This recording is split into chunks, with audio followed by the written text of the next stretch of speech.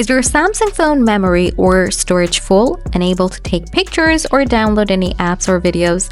Well, kick out this problem. Here's how you can free up your phone memory or storage space in a quick time. So let's go ahead. Free up your phone memory. Open up the settings, then scroll down a little bit. Tap on Device Care. After that, tap on Memory. Here you will see your background apps to free up, stopping these apps.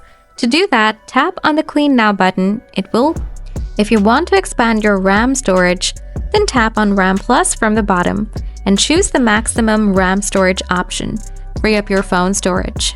Go to the Device Care again. This time tap on Storage, on Trash.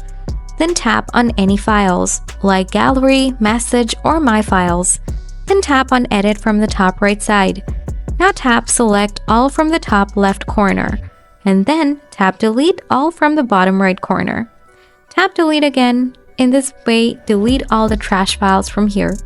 After that, go back to Manage Storage. Tap Unused Apps. Uninstall all the unused apps from here.